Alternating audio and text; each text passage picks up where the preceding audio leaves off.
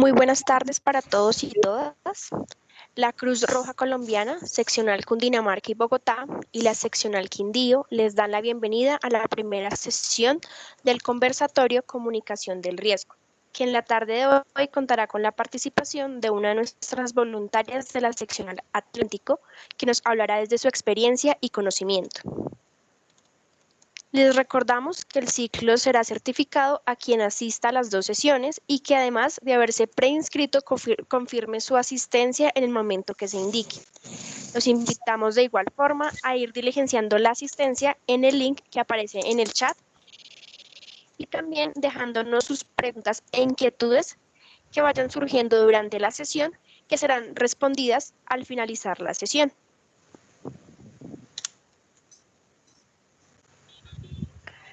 Para dar inicio a nuestro conversatorio, le damos el paso a Carlos Alberto Giraldo Gallón, voluntario de la Cruz Roja Colombiana, seccional Quindío, quien dará las palabras de apertura.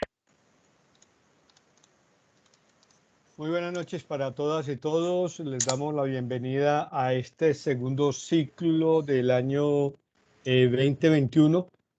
Recordemos que el primer ciclo fue 10 sesiones que tuvimos con respecto a salud mental. Y digamos también que conexo con ello vamos a continuar con este ciclo que tiene que ver con comunicación.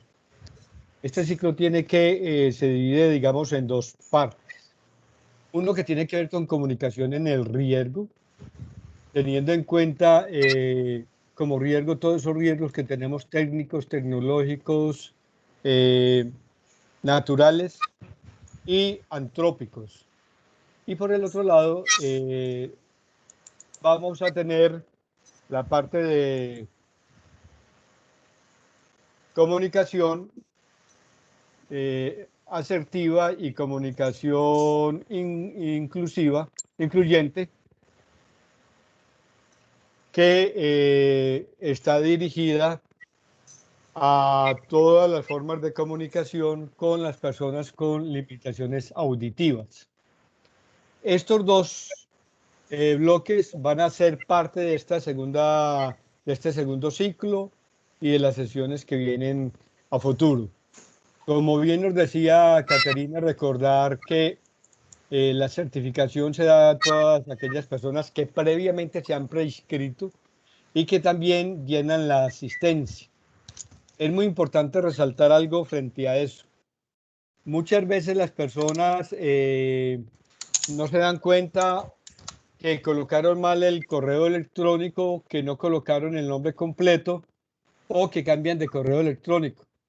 Al hacer la base de datos, la lectura, si se ha cambiado el apellido, si se ha cambiado el correo, sobre todo el correo, pues vamos a tener problemas de que se pueda certificar porque la forma de poder verificar la preinscripción con la certificación es mirando la asistencia que ya se puso en el link.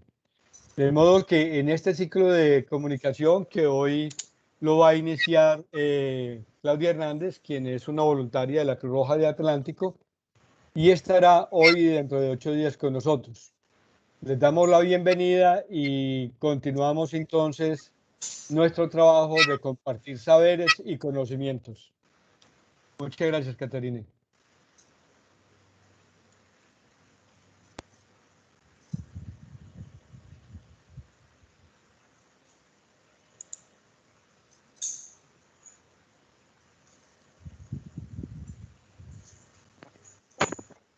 Gracias, Carlos.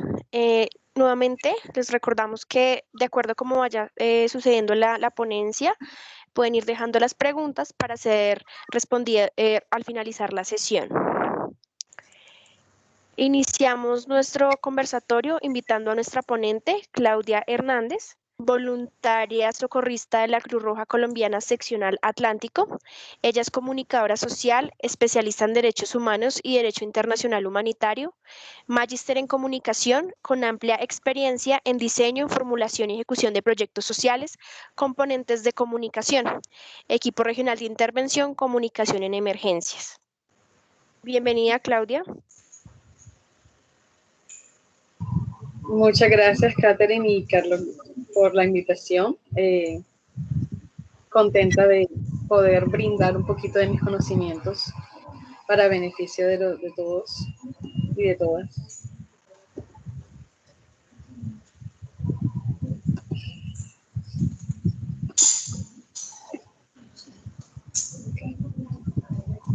¿Sí se está viendo la presentación? ¿Me confirma?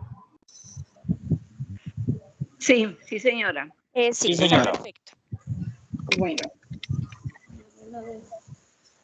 Bueno, de antemano agradecerles a los presentes y a las presentes por estar aquí.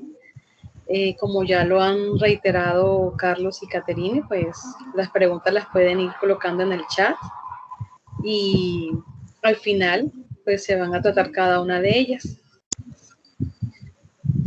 Bueno, la comunicación de riesgo. La verdad, esta es una rama de la comunicación que como el año pasado, de pronto las personas que estuvieron presentes, Natalie Lezama, también estuvo hablando de comunicación corporativa y Amparo Castro estuvo hablando de comunicación en operaciones. Entonces, hace parte de todo ese gran componente que es la comunicación y de la misma manera de la forma transversal en que debemos utilizarla, que está presente en absolutamente todos nuestros campos de vida. Y bueno, esa es la gran maravilla de la comunicación, ¿no? Dentro de la comunicación de riesgo, como esa rama, le agradezco a las personas que por favor silencien sus micrófonos, que hay alguien que tiene el micrófono abierto y se escucha el ruido de atrás. Gracias.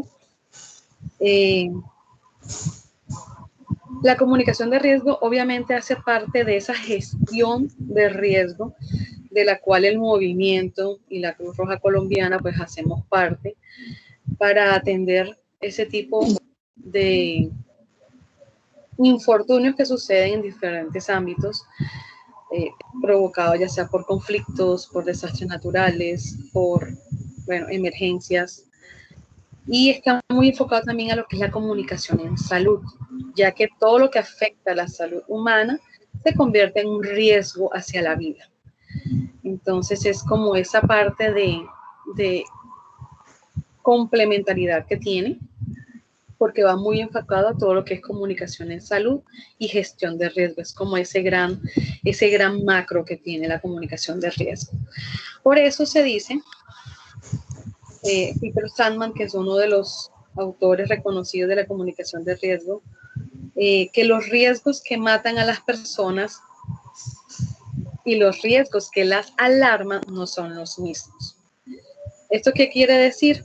Que mientras una persona esté alterada, tienden a pensar que están en peligro. O sea, todas esas situaciones que a nosotros como personas nos alteran es porque de alguna u otra manera alteran nuestro organismo naturalmente y nos hace sentir en riesgo. En cambio, cuando estamos tranquilas, aunque haya un riesgo, puede ser inminente o no, pues no vamos a tener esa percepción de riesgo. Y esa es otra cosa que incluye en la comunicación de riesgo, porque hay muchos aspectos a tener en cuenta. No solamente lo social, lo psicológico, los factores externos, sino también los factores internos que nos hacen a nosotros percibir esos riesgos y apropiarnos de esos riesgos. Entonces, los objetivos de hoy, ¿cuáles son? Definir los conceptos relativos a la comunicación de riesgo, que son varios, ya lo veremos, y identificar las características esenciales de la comunicación de riesgo.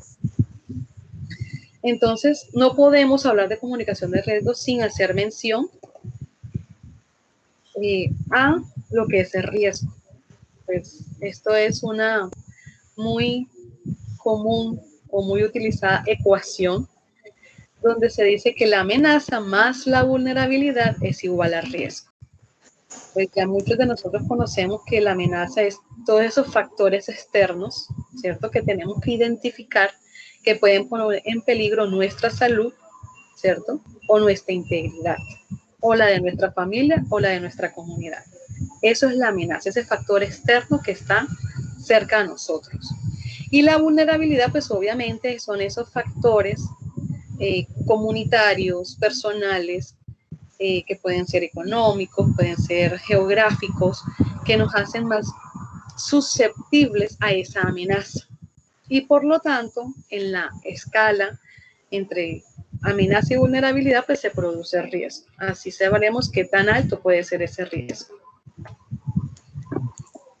Pero el riesgo tiene algo importante, que es la percepción de riesgo. O sea, el riesgo existe. En cada acción que nosotros hacemos en esta vida existe un riesgo. Pero es cómo lo percibimos.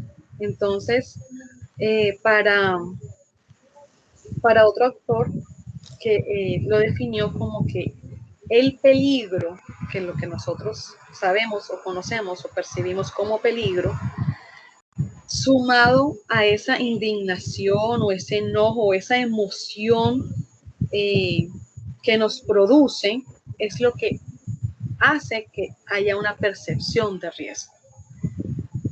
O sea, sin una emoción propia, nosotros no vamos a percibir riesgo, y por eso decía en la frase primera que era los riesgos que nos alarman no siempre son los mismos que nos matan. Entonces, esa es como la gran disyuntiva que hay dentro de la gestión de riesgo a la hora de comunicar los riesgos. Esto suena un poquito trabalengua, pero bueno, espero estar siendo lo suficientemente clara como para no generar confusiones, pero sí, la gestión de riesgo lo que trata es eso: prevenir,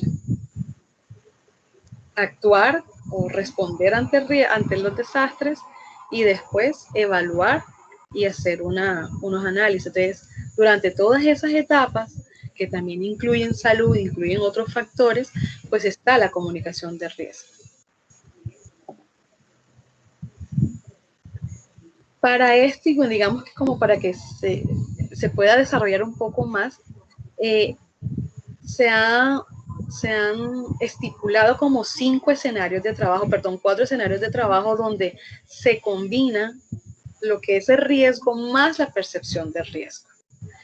Entonces, por ejemplo, tenemos que un alto grado de peligro o una alta amenaza más una percepción de riesgo baja de la comunidad es un escenario cuando los expertos, o sea, en toda comunicación, mínimo hay un receptor, un mensaje, un medio y un emisor, ¿cierto? Y hay una retroalimentación de esos mensajes.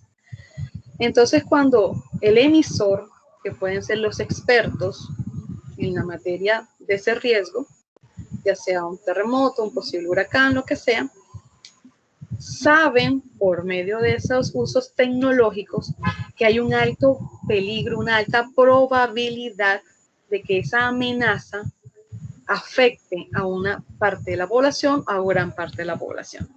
Entonces ellos emiten un mensaje de alarma, ya sea a los gobernantes, al Estado o a las comunidades, para que la comunidad trabaje por su salvaguardia, ¿cierto? O esté enterada de ese potencial peligro que puede ocurrir. Un ejemplo de esto es lo que constantemente ocurre con el volcán Galeras en Nariño. Digo constantemente porque es uno de los volcanes más activos que tenemos en Colombia y que ha ocasionado varias alertas naranjas. Para responder ante esta inminente erupción, que esperamos que nunca ocurra, las personas, y yo recuerdo también mucho, no sé, cuando los expertos decían, sí, alerta naranja, hacían medición de las cenizas, de cómo estaba el terreno, etcétera. O sea, los expertos con sus máquinas sabían que la erupción podía ser inminente y podía llegar en cualquier momento por la actividad del volcán. Sin embargo, la comunidad, ¿qué hacía? Decía, no, pues yo he vivido aquí toda mi vida y de aquí nadie me saca, ¿cierto? Y muchas veces yo recuerdo que hasta el mismo gobierno mandaba al ejército con camiones para que ayudara a la gente casa por casa a que recogiera lo básico para llevarlos a los albergues que habían construido para estos casos. Y de, no sé, creo que son como 600 albergues o más, solamente 3, 4 familias decidían salir de su vivienda hacia el albergue y el resto se quedaban. O sea que a pesar del alto grado de riesgo que tenía de ocurrir esa erupción, la gente estaba tranquila, no percibían riesgo alguno. Eso a este respecto, en este escenario, ¿no? En este primer escenario, cuando el peligro es alto, pero la percepción de riesgo es baja. En el segundo escenario, donde el peligro es bajo, pero la percepción, el peligro es bajo, pero la percepción del riesgo es alta por la comunidad, fue de pronto el caso que nos pasó cuando fue la gripa H1N1. H1N1. Eso fue hace, ¿qué? Como unos 7, 8 años tal vez, que en Colombia todo el mundo empezó a comprar mascarillas y los expertos podían decir, señores, no hay por qué alarmarse, miren que esto es una gripa, solamente se recomienda que las mascarillas la utilicen las personas que tienen síntomas. Y no, todo el mundo estaba asustado, hubo desabastecimiento de mascarillas, todo el mundo desesperado por adquirir su mascarilla. Entonces ahí la percepción del público era muy alta, pero el riesgo era bajo, ¿cierto?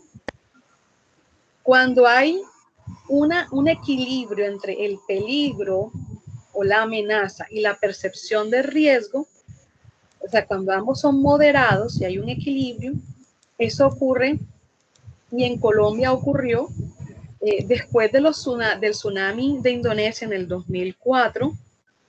El gobierno también empezó a implementar procesos de gestión de riesgo en las costas del Pacífico colombiano para alarmas y alertas contra tsunamis. ¿Qué pasó? Que encontró a la población receptiva, porque ya habían conocido lo que podía pasar con un tsunami. Gracias a Dios nosotros nunca hemos tenido un tsunami en nuestro país, bueno, no que yo haya podido encontrar, pero esa experiencia de Indonesia y esas imágenes que recorrieron el mundo hicieron que la población en el Pacífico colombiano estuviera receptiva a ese mensaje de gestión de riesgo que estaba implementando el gobierno nacional. Entonces ahí hubo un equilibrio y una buena recepción. O sea, hubo una unión, hubo un buen proceso. Y aquí ocurre también cuando el peligro y la percepción son altos, como estamos en el momento del año pasado con la pandemia del COVID-19. Yo tengo una teoría muy personal que es, el año pasado hicimos la cuarentena y hubo una cuarentena mundial porque todo el mundo tenía miedo porque la gente se estaba muriendo y no se sabía de qué. ¿Sí? Entonces había un desconocimiento muy grande sobre lo que es el COVID o lo que era el COVID en ese momento. Entonces, ¿qué pasó? Que el mundo cerró sus puertas para evitar la propagación, para evitar más muertes, y nosotros, o sea, ahí también hubo, pero ambos eran altos, ¿sí? Y ambos siguen altos. Entonces, el año pasado hicimos caso a esa cuarentena sencillamente por miedo, por ese miedo que tenemos a lo desconocido y porque obviamente nadie sabía cómo actuaba el virus. Este año, que todavía seguimos en pandemia porque no se ha acabado, sino que van y vienen las cuarentenas y las aperturas, la gente de alguna u otra manera se ha hecho una prueba o ha tenido un familiar, un amigo, un conocido o usted mismo que han padecido la enfermedad. Y en el peor de los casos, alguien que haya fallecido.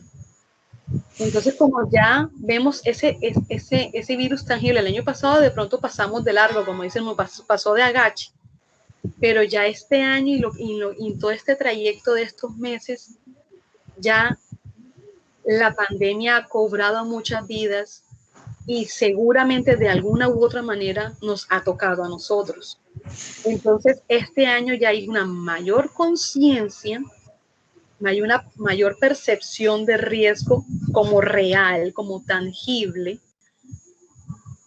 porque ya se sabe más del virus, pero ya lo estoy viviendo más de cerca. Entonces, el peligro sigue alto, pero la percepción de riesgo sigue alta también.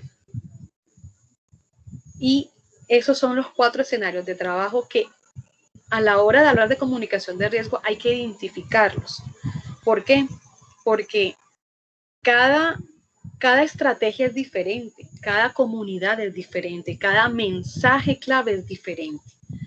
Y tiene que ir enfocado dependiendo de este tipo de escenarios de trabajo que podamos identificar a tiempo para solventar esas necesidades de información. Ante una emergencia miren, el acceso a la información, por eso dice que la información es el cuarto poder, porque quien tiene la información tiene poder. Y eso es lo que todo el mundo busca a la hora de resolver una duda o de tranquilizarse, ¿cierto? Para eso, esta frase de Las Urey, que dice que la percepción de riesgo es mayor en aquellos, esto es como un estudio social que se hizo, donde decía que la percepción de riesgo es mayor en aquellos económicamente activos en comparación con otros grupos laboralmente pasivos. Estos grupos laboralmente pasivos se refiere a los menores de edad y jubilados o pensionados.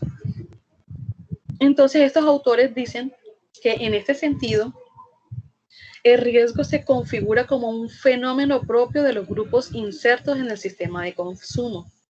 Es decir, que los niños, obviamente sabemos, y los adolescentes, los menores de edad, pues cada uno vive como en su mundo, ¿cierto? Hay una mayor concientización de lo que es la naturaleza y cosas así, pero no siempre de riesgo. Y los jubilados y los pensionados, pues porque obviamente ya están más tranquilos, no tienen como esos afanes diarios que podían tener antes cuando estaban criando a sus hijos o del trabajo, ¿sí? Ya tienen una pensión, ya están en otro aspecto de la vida. Entonces, por eso es que dice que la percepción del riesgo siempre es mayor con aquellos que están en sistema de consumo.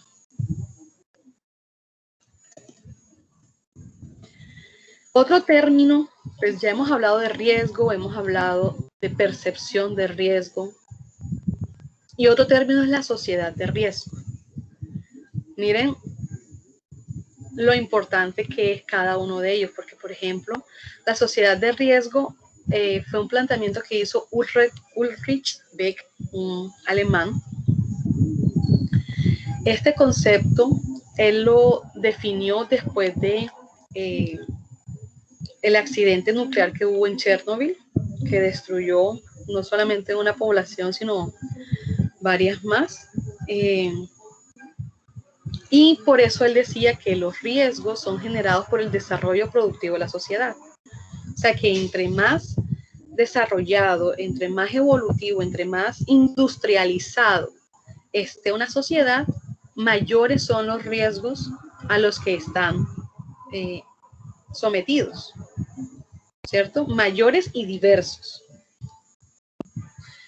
Entonces, también hay otro autor que dice que las sociedades de riesgo tampoco se pueden basar en el sistema binario, o sea, lo que es bueno o es malo.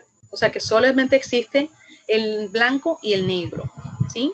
Porque se olvida de toda la escala de grises. Se olvida de los regulares y de los muy buenos. Por eso, cuando solamente se basa en eso, en esas polarizaciones, las personas tienden a olvidar esas variables de riesgo. ¿Cómo así? O me enfermo, o sea, como a mí no me ha dado COVID, ya yo soy inmune, ¿cierto? Es como ese absolutismo al que muchas veces entramos por creer que solamente existe o lo uno o lo otro, que no hay intermedios. Entonces, la vulnerabilidad aumenta en la medida en que creamos eso. Y eso también cómo se puede plantear. Por ejemplo, si usted se va un día, qué sé yo, de campamento y solamente se fija en el clima. Ah, bueno, me voy a ir de campamento, estamos en temporada de lluvia, entonces sé que tengo que empacar el impermeable o las botas pantaneras, ¿sí? Pero no se da cuenta de o no analiza la situación que puede haber a nivel de conflicto o a nivel de, no sé, de otras circunstancias que pueden afectar el hecho de que usted llegue a tiempo, de que pueda transitar, ¿sí? Entonces, esa cosa de solamente, como esa visión de túnel que a veces tenemos sobre un tema, donde solamente me enfoco en eso, porque eso es lo que sé, eso de pronto es lo que me interesa, pero no estoy viendo el alrededor, no estoy viendo la imagen completa. Eso es la sociedad de riesgo. Y todos estamos inmersos en ella. De alguna manera, directa o indirecta, nos afecta y estamos en función de ello. Otro término importante dentro de la comunicación de riesgo es el miedo. El miedo en la sociedad de riesgo. Y el miedo también tiene que ver con la percepción de riesgo. Perdón.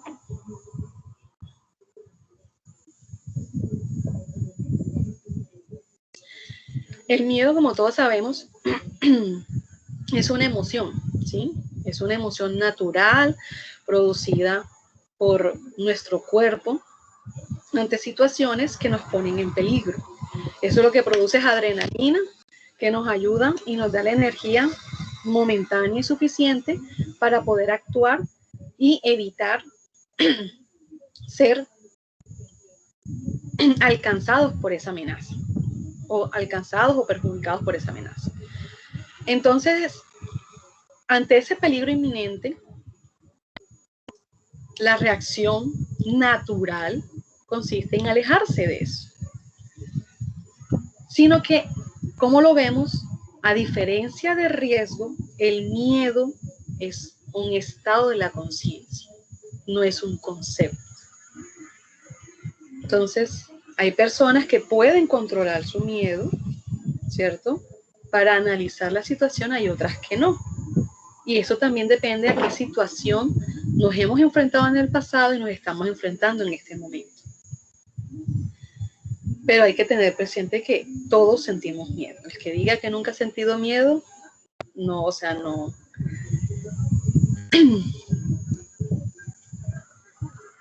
También, además del miedo y de la sociedad de riesgo y de la percepción del riesgo y del riesgo como tal, está la narrativa del riesgo.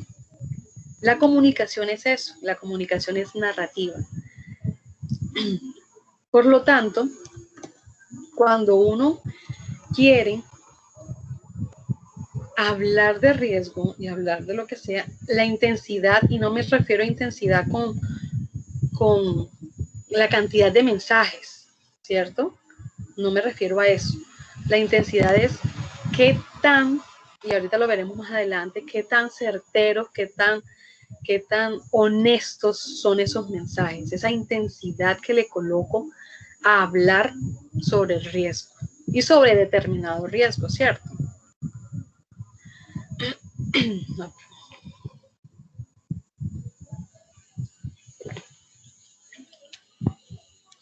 Entonces, cuando lo que precisamente busca la narrativa es como producir un miedo que te ayude a sentir, a percibir ese riesgo. Porque es que, como lo decía antes, mientras nosotros estemos tranquilos frente a un inminente peligro, pues obviamente no vamos a actuar a favor de salvaguardar nuestra vida y nuestra integridad o la de los nuestros. Entonces, eso es lo que lleva la narrativa, no es causar el miedo con mentiras, no, o sea, no es espantar a la gente, no, es hablar con honestidad desde el inicio para poder producir eso.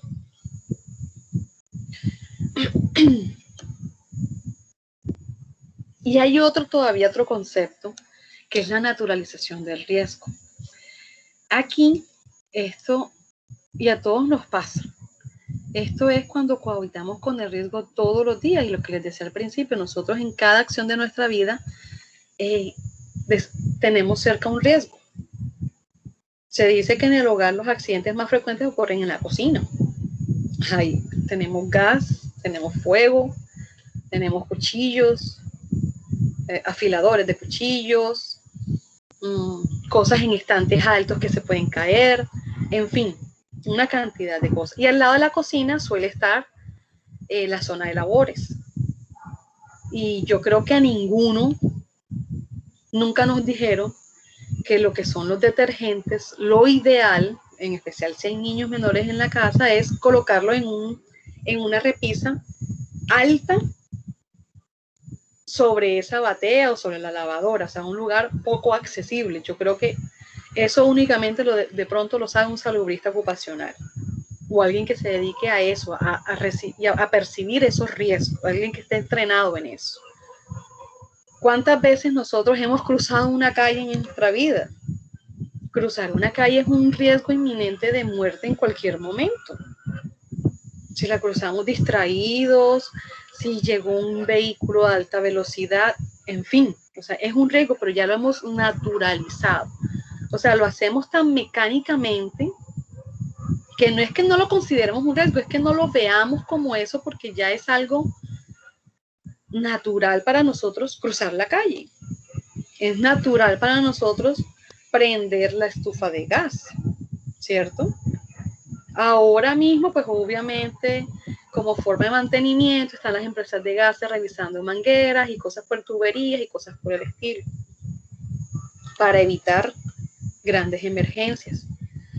Pero esa es la naturalización del riesgo. Es lo que se hace imperceptible dentro del entorno porque ya es algo que hacemos habitualmente. Ya es un hábito. Hay otro término que está muy relacionado con el riesgo, bueno, en la actualidad, y es a causa también de la pandemia del COVID, que se vio muchísimo, que se llama infodemia. La infodemia es la pandemia de la información. Cuando recién salió esto del COVID, nosotros hubo tal exceso de comunicación, ¿cierto? Yo creo que en algún momento muchas personas dijimos, no leo un solo meme más, no abro un solo link, no descargo un archivo más que me manden acerca de COVID. Porque el año pasado fue tal la lluvia de información que corrió por todos los medios de comunicación, radio, prensa, televisión, medios digitales, redes sociales, WhatsApp, o sea, todo era absolutamente enfocado al COVID. Y eso también, esa sobresaturación de información, también lleva a que la gente termine cerrándose a recibir nueva información porque ya está sobresaturada. Y además, también o sea, es un mecanismo para que se riegue también la desinformación. Yo me acuerdo que había muchas cadenas, o sea, cuando ya más o menos se sabía algo del COVID, que decían, por favor, la mascarilla, los 2 metros de distancia, lavarse las manos por 20 segundos. Y había una cadena de WhatsApp que estaba cruzando, que estaba, sí, reenviándose muchas veces. Y era como un larguero, o sea, era una cosa así súper extensa por WhatsApp, que incluso te decía leer más para que terminaras de leerla. Y al principio de eso era una combinación de información verdadera al principio para que la gente la replicara. Pero cuando tú leías más, te dabas cuenta que había muchas falsedades de información ahí. Y uno de esos grandes mitos que corrió era que la gente se iba a ahogar con su propio CO2 por tener la mascarilla puesta por más de 2 horas o 3 horas. ¿Cómo va a ser eso posible si eso fuera verdad? Tuviéramos a todos nuestros médicos, enfermeras y personal sanitario fallecidos o intoxicados con CO2, que ellos se la pasaban hasta 24 y 48 horas, no solamente con la mascarilla, sino con las gafas protectoras, todo el vestido, y nunca pasó nada. Entonces, ese era uno de los grandes mitos que estaban circulando en redes y la gente llegó a creerlo. ¿Pero por qué? Porque estaba combinado con información que ya se había constatado científicamente que era factible para reducir el contagio por COVID. Entonces eso es la infodemia. La infodemia es esa pandemia informativa que obviamente con este uso de nuevos dispositivos electrónicos, de las redes sociales, es mucho más rápido y fácil que se pueda propagar, ¿cierto? Y que llegue a muchísima más gente. Voy a hacer una pare aquí y en el chat les voy a pedir el favor que escriban tres portavoces o 3 instituciones, portavoces, instituciones en las cuales no confían para recibir información sobre COVID.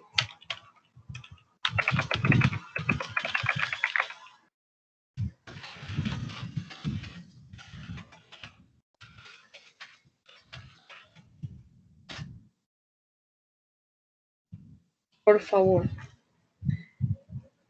escriban 3, ya sea que sea un organismo, pueden colocarlo como, no confío en el Ministerio de Salud, no confío en la Secretaría de Salud, no confío en mis familiares, no confío, sí, en quién no confían en este momento para recibir información sobre COVID.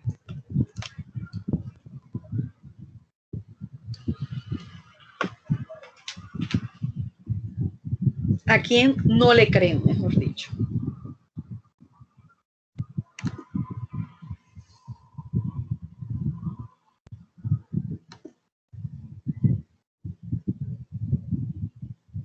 En los chats de WhatsApp, ok.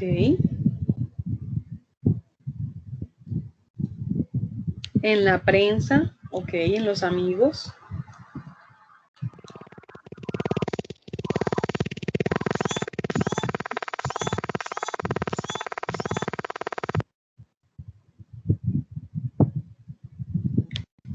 En las redes sociales como Facebook, Instagram y WhatsApp. En algunos youtubers, ok. No confía en redes sociales ni cadenas de WhatsApp en general. En los mismos noticieros a veces no dan bien la información, se confunden. Hay información, unos dan una cuestión y después dan otra, entonces hay confusión en la misma información. Ok. Sí, aquí también es muy reiterativo lo de las redes sociales en general. Ministerio de Salud, medios de comunicación oral y escrita, redes sociales. Bueno, lo de las vacunas ya es otra cosa. Igual siguen siendo experimentales. Y bueno, hay muchos científicos que dicen que de todas maneras esas vacunas, por una parte son experimentales, pero por la otra, como el virus está mutando, pues va a ser como la vacuna de la influenza. Todos los años vamos a tener que vacunarnos nuevamente. No le creo a algunos noticieros de televisión, al WhatsApp, cualquier público que no esté certificado, listo. Verdades a medias del periodismo, mensajes de pasillo, oficinas de salud regionales, prensa y redes, comentarios sin fundamento científico, en redes sociales en general. Bueno, ¿Qué más? Noticiero y familia y cadenas de WhatsApp. Familia, sí. Las noticias son contradictorias. Así es. Desde el inicio se dijo eso. En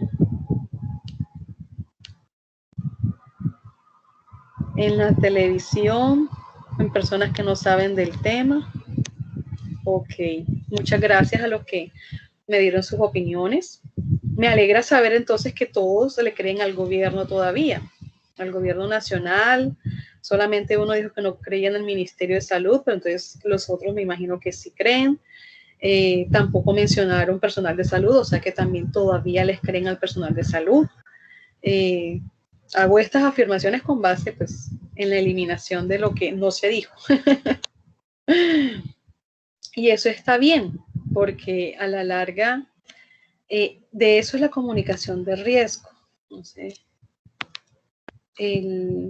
volvamos a la presentación. La comunicación de riesgo. ¿Ustedes alguna vez han sentido? Ok, Maribel, tienes la mano levantada, pero bueno, no sé, ¿quieres decir algo?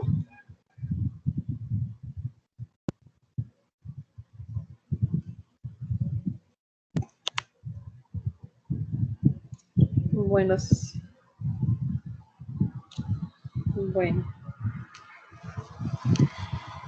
cualquier cosa puedes escribir en el chat, Maribel, y ahorita lo leemos entonces, porque si estás hablando no te escuchamos. Ok. Y se me perdió la idea. Ok, la comunicación de riesgo. Bueno, miren. La comunicación de riesgo, y ahora sí, miren todo el preámbulo con estos conceptos porque son necesarios para la comunicación de riesgo. Yo tengo que entender como comunicador que el riesgo es algo que por una parte no se puede controlar. O sea, las amenazas externas no las podemos controlar, pero sí las podemos evitar. O por lo menos reducir los daños a los que yo me puedo ver expuestos. Y que todo también está ligado a esa percepción que yo tengo de ese riesgo. Y está ligado a esa sociedad de riesgo en la que yo estoy involucrada. Porque no es lo mismo la percepción o la sociedad de riesgo de un campesino que está arando la tierra, ¿cierto? Donde hay menos industria, donde hay menos contaminación, donde hay una vida más tranquila, entre comillas, porque no están esos afanes de las ciudades, que una sociedad de riesgo de una ciudad o de una ciudad capital. Entonces, eso también influye en mi percepción, influye el miedo y cómo yo controlo y cómo yo expreso mi miedo dentro de esa percepción de riesgo que me lleva en últimas a poder desarrollar o prestar atención a esos mensajes que me emiten esos portavoces oficiales. Y al mismo tiempo está la narrativa, perdón, que se me fue está la narrativa de riesgo con la que esos medios de comunicación que a ustedes han manifestado que no confían, o esos portavoces me están hablando a mí de ese riesgo. ¿Sí? Todo eso se va concatenando porque todo eso es esencial a la hora de poder definir un mensaje clave y definir los canales que voy a utilizar para difundirlo. Como les decía, no todos los canales, no todas las comunidades son iguales y no todo va a funcionar igual. Lo que aquí me funcionó súper bien, aquí puede ser un total fracaso. ¿Por qué? Y eso pasaba muchísimo aquí en Colombia. Se traían campañas de Europa para evitar accidentes en la vía, o se traían campañas para reducir la drogadicción y demás, y querían hacerlas igual como funcionó allá, las querían hacer acá, y no se tenía en cuenta el contexto. Entonces eran un total fracaso. porque no se tenía en cuenta la cultura ni la narrativa social, ni cultural, ni social para poder transmitir esos mensajes de una manera asertiva y acertada. Se omitía esa participación, era solamente, no había una comunicación participativa, era solamente el gobierno trayendo una, aplicándola y bueno, en eso fue.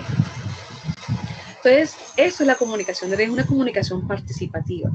Para otros expertos es un diálogo abierto, pero ese diálogo necesita credibilidad y confianza institucional y confianza del público hacia ese emisor de mensajes o hacia ese portavoz.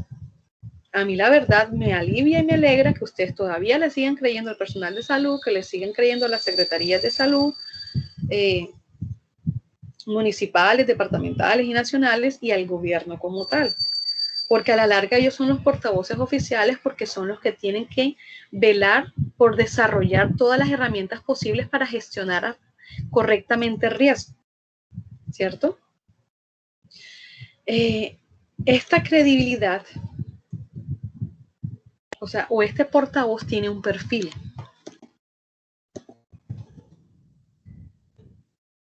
Este perfil es de una persona que sea competente en el sentido en que, una cosa es el experto, ¿cierto? El experto es el que tiene un lenguaje muy técnico, tiene una historia laboral, un currículum supremamente que brinda confianza, ¿cierto? Pero de pronto el lenguaje que ese experto va a utilizar no va a ser el adecuado para mi mensaje. O sea, yo lo que tengo es que traducir ese mensaje de ese experto hacia el lenguaje de esa comunidad que quiero llegar. Y al mismo tiempo retroalimentarme, porque es que no es solamente en una sola vía. La comunicación debe fluir en ambas vías. Y por eso es tripartita. ¿Por qué es tripartita? Porque de pronto la comunidad no tiene acceso al experto, o de pronto sí, pero el hecho es que siempre tiene que haber alguien que esté mediando para que los mensajes sean lo más claros posibles. Entonces, esa es la competencia de la que se habla de ese portavoz, ¿cierto? Tiene que ser una persona que tenga objetividad, que no esté polarizada, que esté abierta a escuchar, ¿sí? Tiene que tener objetividad. Tiene que ser una persona justa, pero no justo en el sentido de la justicia, sino justo con las palabras, justo con la temporalidad en la que se desarrolla ese mensaje, porque a mí nada me sirve que me hablen de arroyos en Barranquilla en diciembre cuando lo que hay es brisa. Entonces, eso también tiene que ver con la consistencia del mensaje o con esa coherencia, no solamente del portavoz, sino del mensaje. ¿Por qué consistencia o coherencia? Porque a mí, un portavoz que hoy me esté hablando de que fumar es malo para la salud y que no es bueno fumar, y mañana sale en una publicidad de unos cigarrillos, pues es algo que no es consistente, que no me da coherencia y que obviamente como portavoz no me va a generar lo más importante, que es confianza. No tener una agenda oculta. Es decir, que no es que yo te voy a dar la información que me conviene a mí darte ahora y después te doy yo otra, porque eso va desarrollando unos intereses ocultos de la persona o de la entidad que quiere transmitir ese riesgo, ¿cierto? O sea, todo tiene que ser transparente. Y además, ese portavoz tiene que demostrar una empatía real por las necesidades y por el riesgo que esas personas pueden realmente tener, ¿sí? O sea, teniendo en cuenta sus necesidades, la amenaza, el riesgo, la percepción, y esa empatía real lo que produce es que haya un acercamiento a la comunidad, produce confianza, afianza la confianza y permite que haya una doble o una retroalimentación en esa comunicación. Me permite a mí saber si esos mensajes están surtiendo efecto, ¿sí? Todo eso me lo permite un buen portavoz. Miren la importancia de tener un portavoz ideal para poder trabajar. Perdón, ¿se está viendo la presentación? Sí. ¿O no? Sí, claro. Ah, bueno, gracias. Es que a mí se me perdió. Bueno.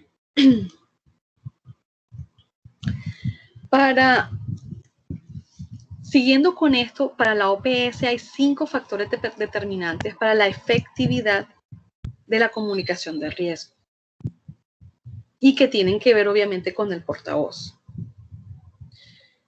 Uno que es la confianza, pero la confianza que tiene la comunidad hacia ese interlocutor. Por eso es que les decía que me alegra que todavía le crean a las instituciones públicas los mensajes, porque ellos son los responsables o los portavoces oficiales.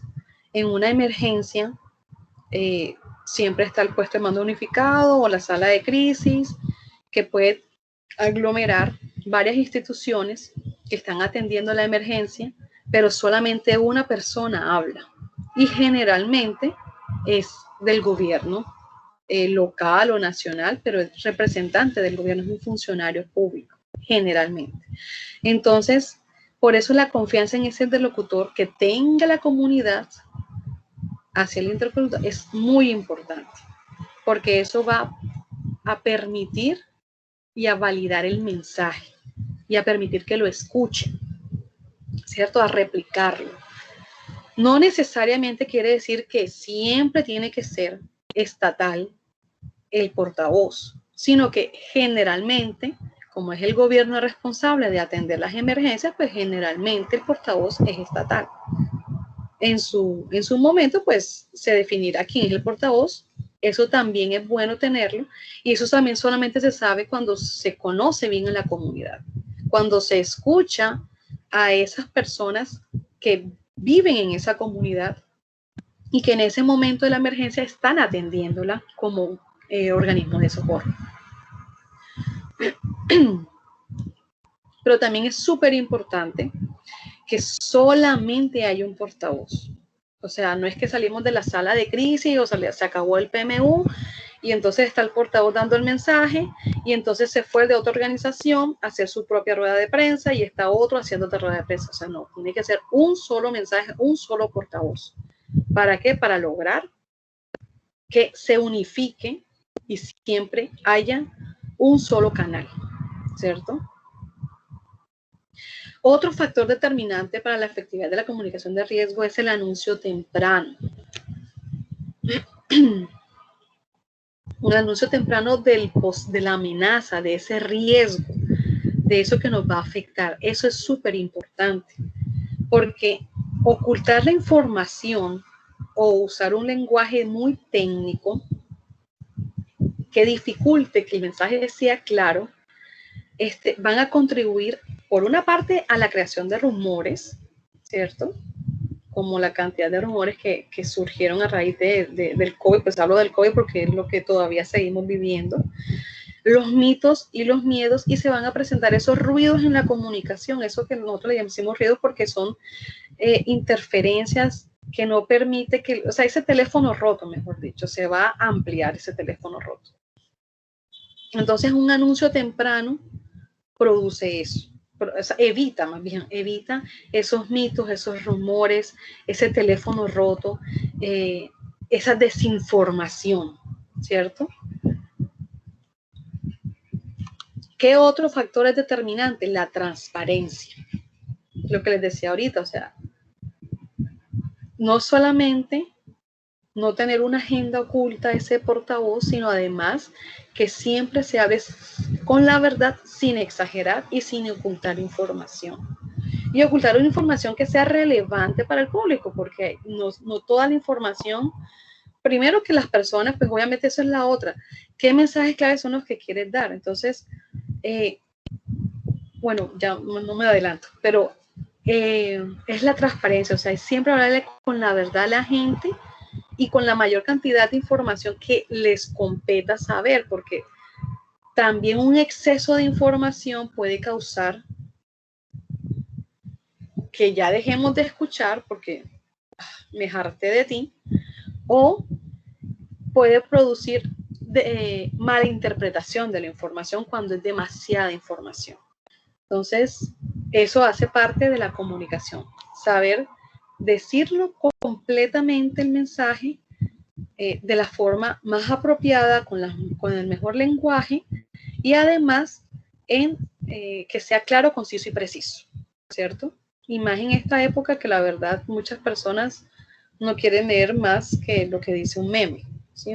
O un sticker. Entonces, cada vez es más compacto lo que las personas estamos leyendo.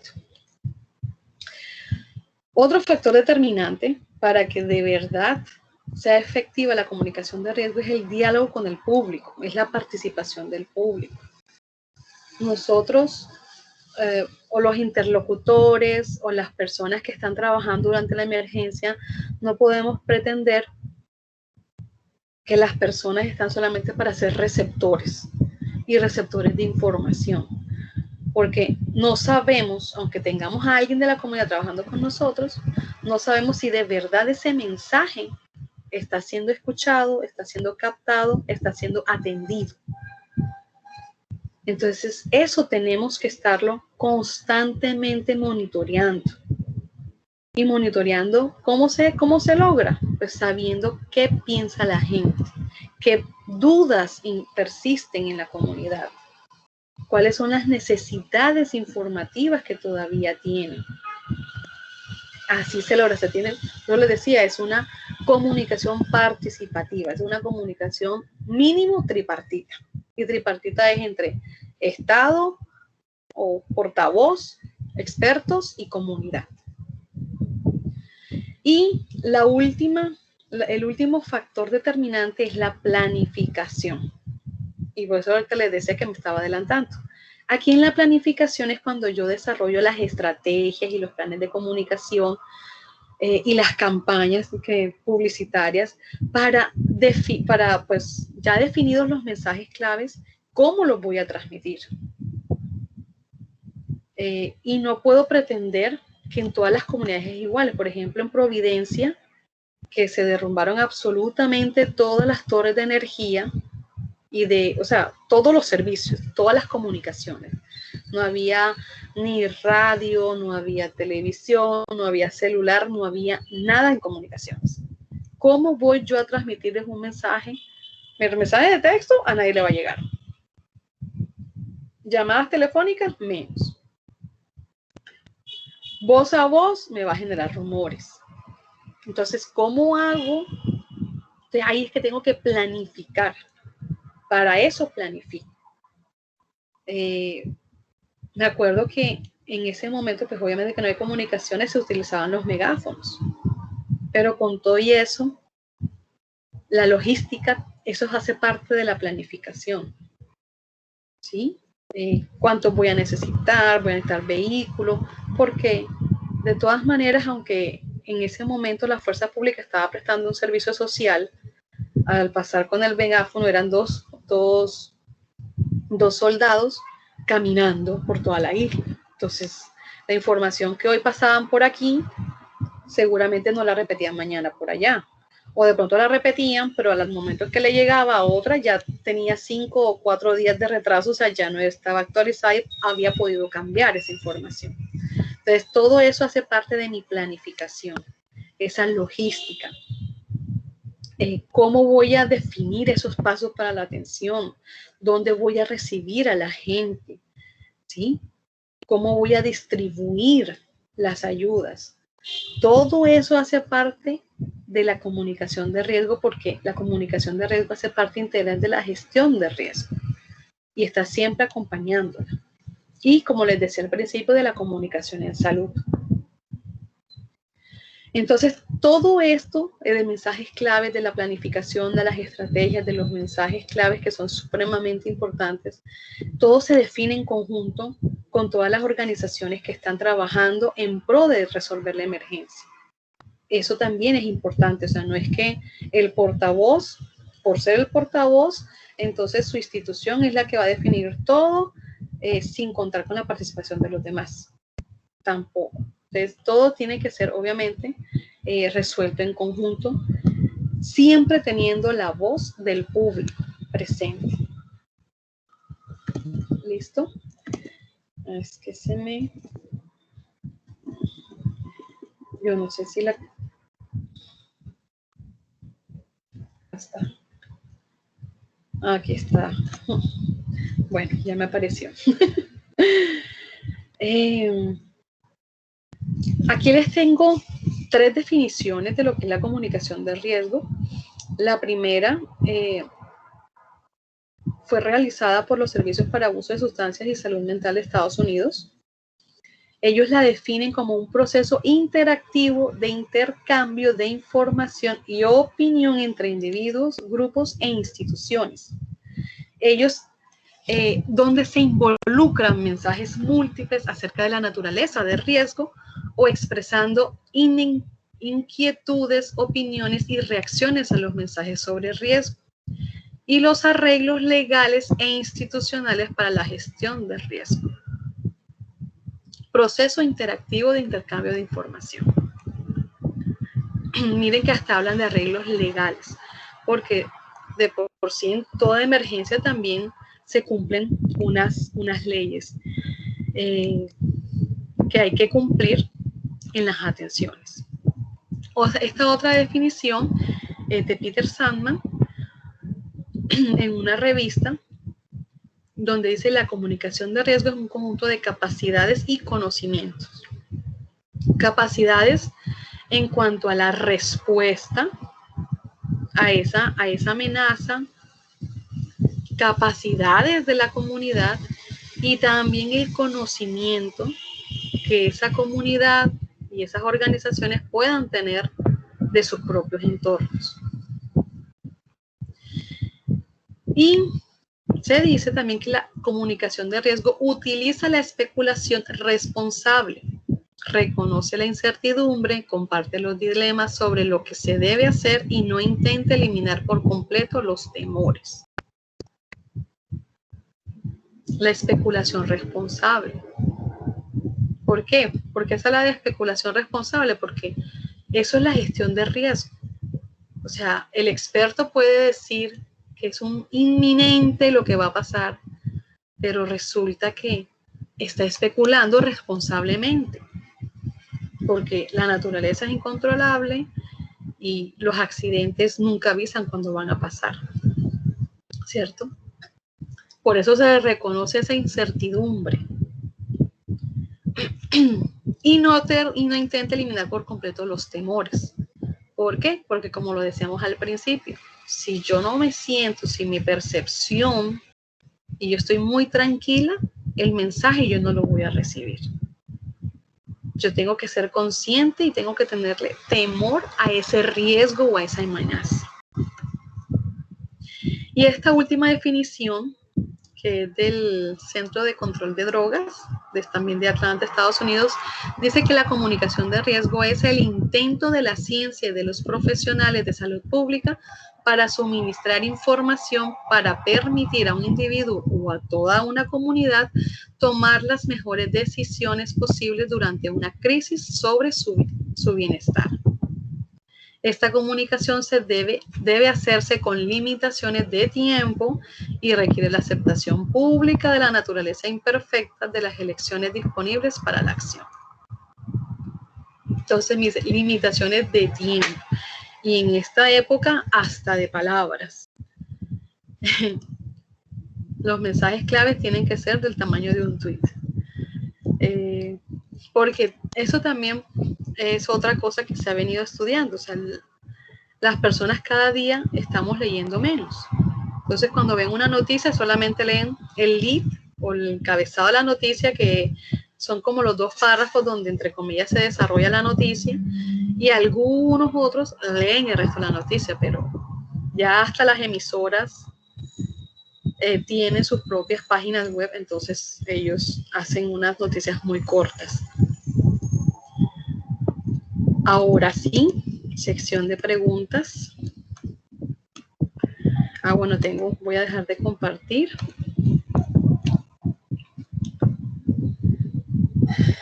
Bueno, voy a empezar a levantar. Bueno, no sé cómo hacemos aquí, Catherine.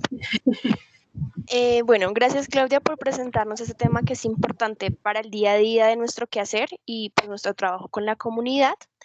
Bueno, durante el transcurso del panel hemos solicitado a las personas que nos dejen sus preguntas o que en este momento puedan levantar la mano para contarnos cuáles son las inquietudes y así que nuestra panelista las pueda responder. No sé, podemos ir iniciando a las personas que tengan preguntas, las pueden ir dejando en el chat o levantando la mano para darle paso.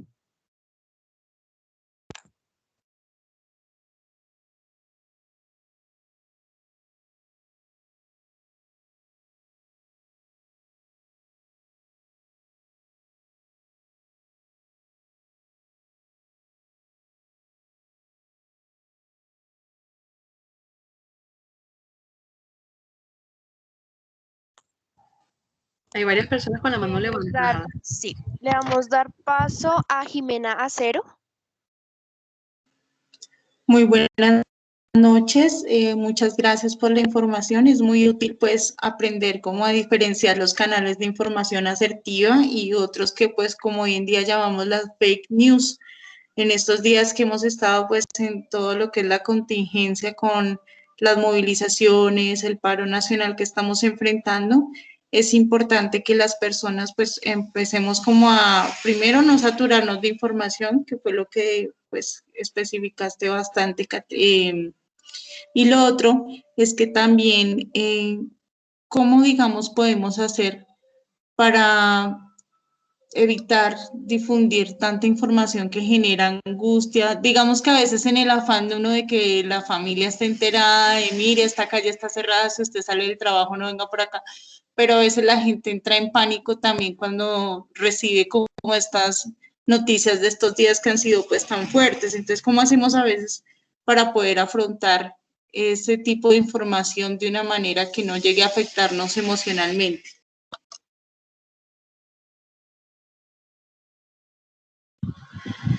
Bueno, lo que tú dices es totalmente natural cuando nosotros solemos recibir una información que nos causa miedo, o sea, porque si la compartimos es por la preocupación que nos genera, ya sea para alertar a los demás de ese riesgo o buscando incluso un apoyo inconsciente. La forma más fácil es algo que mucha gente no hace. Uno, confirmar la fuente. ¿Y cómo confirmamos la fuente? Abriendo el link o llegando a la página si nos dicen, o sea, investigando un poquito más, ¿sí? Sobre si esa información de verdad es válida. Porque a cada rato en WhatsApp están diciendo, no, que el ministerio no sé qué, pero no hay ningún link. Eso, no. Para identificar como esos fake, están como esos tips de, no hay un link oficial. Obviamente, pues con las redes ahora, hay muchos live por las redes sociales, que eso obviamente nos dan certeza de que el acontecimiento sí está pasando y que quedan muchas veces grabados en los perfiles de esas personas que hicieron los live. Entonces ahí hay como esa certeza de que podemos confirmar que efectivamente sí pasó. Con esto que ha pasado, muchas veces la gente lo que hace es retomar esas comunicaciones anteriores de los voceros oficiales y las ponen como si estuviesen actuales. Entonces, si vamos a generar, y eso es una recomendación para los que generamos contenido de este tipo, es como que cada una de esas comunicaciones que generemos, audiovisuales especialmente, siempre tengan como la fecha de elaboración en una parte permanente de ese video que estamos transmitiendo, porque eso también hace que generen rumores y que generen desinformación, porque ya es una información que está totalmente desactualizada. Al hacer eso, pues obviamente vamos a tener un alivio mental, porque sabemos que esa información es vieja. Ah, no, ya eso pasó, ya me despreocupo. Pero tengo que buscar esas fuentes. Si no tengo manera, hombre, en redes sociales casi todas las fuentes oficiales tienen redes sociales, tienen páginas web. Entonces, esa es mi invitación. O sea, la única manera de cuidar nuestra salud mental frente a tanta desinformación que circula en redes es eso, es darnos la pequeñita tareita de que eso que nos alertó, que nos produjo ese sentimiento de alerta y de miedo, confirmémoslo buscando en la fuente que supuestamente lo generó. Esa sería mi recomendación.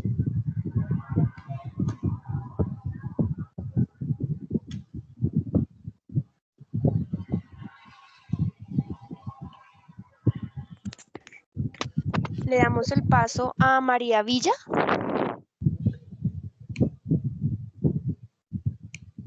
Ay, muy buenas noches. Por favor, discúlpenme, pero yo había levantado la mano hace rato, pero como estoy trabajando acá con mi celular, entonces lo tengo bastante loco, pero sin embargo no me voy a quedar calladita en los interrogantes que hiciste anteriormente en cuanto a lo que concierne al miedo.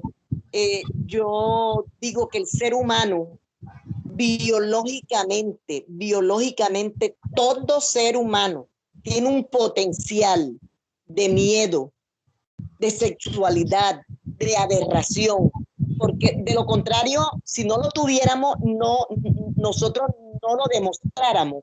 Claro que en unas personas se desarrollan más que en otras, ¿cierto? Pero todo ser humano tiene una cantidad de moléculas, células, lo que sea, pero de todas esas cositas que son los que nosotros en un momento determinado sacamos a flote. En lo que concierne a que si yo creo, si yo estoy conforme, la verdad es que no. Porque la credibilidad se gana con responsabilidad, con participación, con humildad, con demostración, demostrando que yo sí quiero hacer las cosas con sabiduría, con inteligencia, con demostrar que yo sí conozco lo que quiero que la gente, lo que yo quiero demostrar y que quiero que la gente crean en mí. Y eso cuesta, eso no se gana de la noche a la mañana, eso cuesta. Entonces, yo soy un poquito incrédula. Sí, yo soy un poquito incrédula, yo no sé, yo tengo algo que también intuyo. Voy a poner un ejemplo, me disculpan si lo que voy a usar no encaja ahí, pero por ejemplo, el ministro que salió, Carraquilla, con el cuento de los huevos a 1800, no sé, no tiene ni idea cuánto vale algo. ¿Cómo voy yo a trabajar en algo, por ejemplo, hacer algo para el país que va a ser en beneficio cuando yo no sé cuánto vale una docena de huevos? Me disculpan el ejemplo, pero hay personas que cuando está el presidente dando su discurso, lo manejan tan bien, lo manejan con una seriedad que, oye, uno se come el cuento y uno cree, porque lo manejan con inteligencia, lo manejan conocedores de lo que quieren decir. O sea, intelectualmente lo saben, lo conocen, no me sé explicar, pero yo te entiendo lo que quieres decir y digamos que a eso va. Claro, porque esa es la escogencia y por eso es tan importante seleccionar y escoger a un buen portavoz. O sea, todas esas características están insertas en las que yo antes mencionaba. tiene que ser una persona confiable, que de verdad demuestre una empatía, que sea coherente, ¿sí? Que sea justo. Todas esas son actitudes que tiene que tener un portavoz oficial. ¿Para qué? Para que de verdad las personas confíen en ese discurso que él nos está diciendo. Entonces, bueno, no sé cuánto tiempo nos queda. Quisiera darle la palabra. Gracias por tu intervención, María. Gracias por aclararme. Excelente, excelente el conversatorio este. Me ha gustado mucho. Gracias. Esa es la idea. Catherine. Le damos paso a Alicia Torres. Buenas noches, doctora. Gracias por la excelente conferencia. Mi inquietud es la siguiente. Yo vivo aquí en la ciudad de Cali y en este momento nosotros estamos con estamos en alto riesgo, con alta percepción y con una amenaza. Pues supuestamente tenemos un toque de queda permanente, el cual pues que las autoridades han decretado. Sin embargo, pues no se respeta porque diariamente hay movilizaciones, hay actos pues de violencia y bueno, mucho de lo que se ha pasado por las noticias en la televisión, pues yo que vivo aquí en Cali, muchas de las personas que vivimos aquí en Cali vemos que realmente las noticias no recogen realmente la situación tan grave que estamos viviendo. Pero mi pregunta va a que las autoridades no se pronuncian, pues sería como lo que uno esperaría como ciudadano, de bien que diariamente dieran unas recomendaciones que la ciudadanía debía tener y durante el día decir cuáles son las vías que están bloqueadas, porque de todas maneras hay personas que tienen que salir. Por ejemplo, mi hija es médico, ella tiene que salir y tenemos que estar accediendo a fuentes que no son las oficiales para poder saber qué vía está bloqueada con manifestaciones para que ella pueda regresar de la clínica hacia su casa. Okay. Las recomendaciones que nos han dado es yo soy dama gris de la seccional Valle del Cauca y la Cruz Roja seccional Valle del Cauca nos ha enviado recomendaciones que debemos tener en cuenta para no, digamos, para cuidarnos y para no cometer imprudencias ni nada de estas cosas. Y yo vivo en un condominio y la administración es la otra fuente que hemos tenido de recomendaciones que nos han dado a todos los residentes para que nos protejamos y tomemos medidas en caso de alguna agresión o algo a la propiedad. De manera, doctora, que qué hacer en este caso, que de verdad hay una confusión y el WhatsApp es una cosa increíble que uno, mejor dicho, uno ya ni lo ve porque pues genera más confusión y más incertidumbre y eso día a día lo que va sucediendo. No hay ninguna recomendaciones ni instrucciones ni nada. Lo que tú dices es muy cierto, la ausencia de información genera incertidumbre y ahí es cuando también se aprovechan para generar desinformación y generar esos rumores que pueden exacerbar el miedo y como tú bien lo dijiste al principio, tanto la percepción del riesgo ahora junto con el riesgo están altos, ¿cierto? Sí. No moderados, sino altos. ¿Qué te puedo recomendar yo? Pues aquí hay una falencia de comunicación de riesgo porque no se está, como tú bien lo estás diciendo, no hay unos comunicados oficiales ni de parte del gobierno nacional ni de parte del gobierno local que generen esa sensación de confianza, de apoyo, ¿cierto? Hacia lo que está ocurriendo. Y obviamente por miedo, cada persona está resguardándose en su vivienda si no está saliendo a manifestar. Entonces, ahí La única recomendación que yo te puedo dar es siempre irse a los canales, como vienen haciendo ustedes, a los canales oficiales. Oficial también puede ser el mismo canal de las personas que están dirigiendo las manifestaciones. Identificar quiénes son y buscarlos en sus redes, porque ellos también muchas veces dicen o informan por qué rutas, en qué lugares va a haber manifestaciones, dónde se van a congregar y demás. Entonces es como identificar a esos líderes de esas manifestaciones para tú tener una idea clara de al día siguiente dónde van a estar presentes. Y así con tu hija pues poder cuadrar una ruta la más asertiva, la más acertada para evitar quedar en medio de una manifestación. Doctora, Entonces, el problema aquí es que eso no existe, porque las autoridades locales nunca dicen dónde va a ser, porque es que estamos en una situación en donde no se sabe dónde va a ser. Hoy puede ser aquí, mañana. Ahí te reitero lo que te decía ahorita. Esa desinformación pasa porque hay mucha información de WhatsApp, pero por eso mismo te recomiendo, ves, si se sabe que, no sé, te pongo un ejemplo, que los de el sindicato de trabajadores, los de la CUT, están presentes en el paro, ellos seguramente en su página oficial de Facebook, en su página oficial de Instagram, seguramente van a publicar lo que van a hacer el cronograma de dónde van a estar en las siguientes horas o al siguiente día.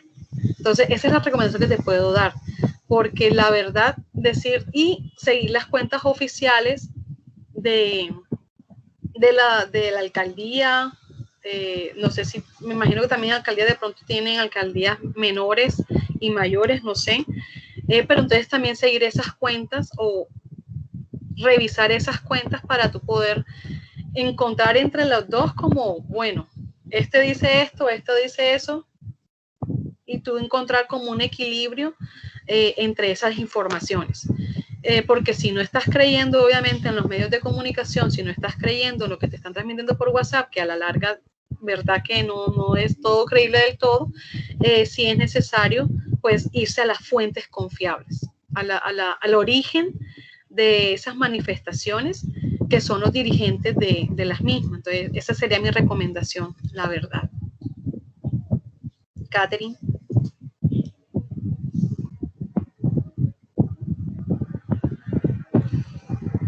Bueno, Claudia, por tiempo vamos a ir cerrando. Ok. Vamos con una última pregunta, súper cortica, que nos están escribiendo por el chat y hacemos el cierre. Entonces nos escriben, ¿qué tanto influye el exceso de confianza frente a la presencia de los riesgos? Bueno, eso es muy buena pregunta, sí. El exceso de confianza lo que hace es que mi percepción de riesgo siempre se mantenga baja. Y con la frase que yo les decía al principio, mientras yo esté tranquilo, el exceso de confianza me produce eso, tranquilidad. O sea, me pone en esa escena binaria en que todo está bien para mí, a mí no me va a pasar nada. Entonces, como decimos aquí en la costa, me fresqueo, ¿cierto? Y hace que mi percepción de riesgo sea muy baja y que los mensajes que me lleguen de riesgo y de amenazas yo no los tenga en cuenta. Ya sea porque diga, no, eso pasa en otra parte, eso no, por aquí no pasa. No, eso a mí no me va a pasar. Entonces, eso es lo que produce el exceso de confianza, que yo me ciegue ante ese riesgo o esa amenaza de la cual me están advirtiendo. Y obviamente me va a incrementar exponencialmente mi vulnerabilidad ante el riesgo. Y a mayor vulnerabilidad, obviamente, voy a estar yo más en riesgo que cualquier otro. Porque no voy a estar preparado para responder en el momento en que ese riesgo me alcance.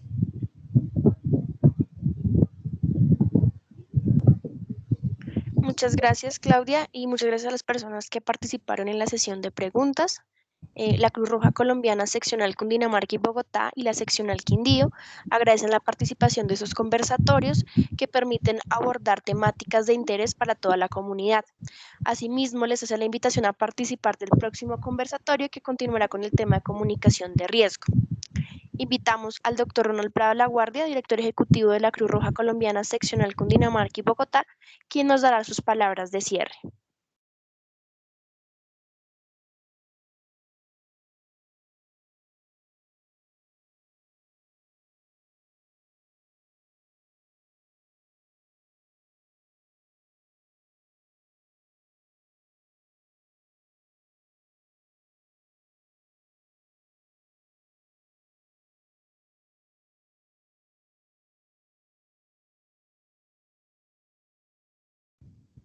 Yo no estoy escuchando, ¿sí?